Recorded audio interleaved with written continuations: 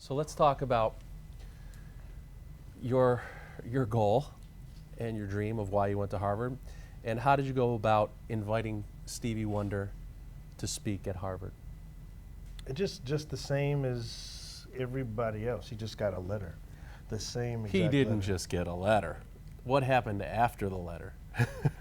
Oh, he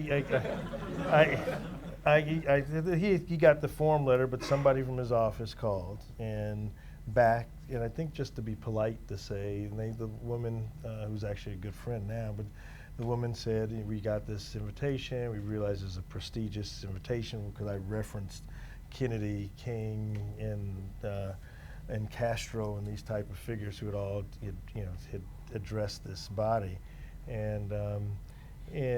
but I had a telephone number at that point, and of a real live human being in Stevie's office, which was unbelievable to me. So my job really was to call there every day. I mean, I got one student to help put another letter and other letters in Braille, and I would put them on. I now know he never saw any of those things, but probably the biggest thing was I just called his office every day.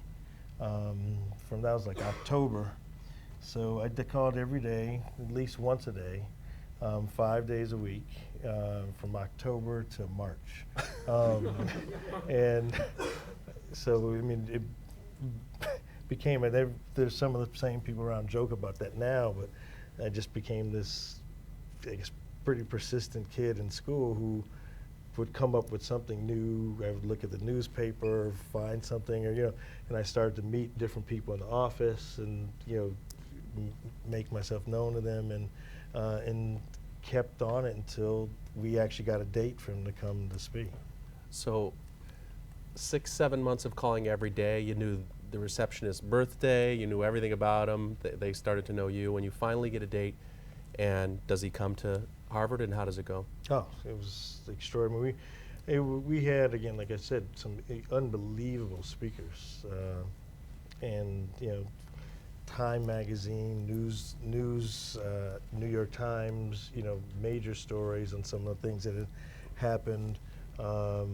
But Stevie came, and there's an instrument called the DX7. There's a first one of the first digital keyboards, and brought one of those along. And he gave a speech on the importance of giving back. And when you're at an institution like a USC or a great school, what type of responsibility is on you to get this type of knowledge and connections.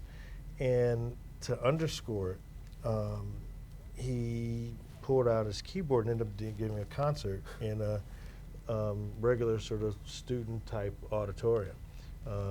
So it was, it was unbelievable.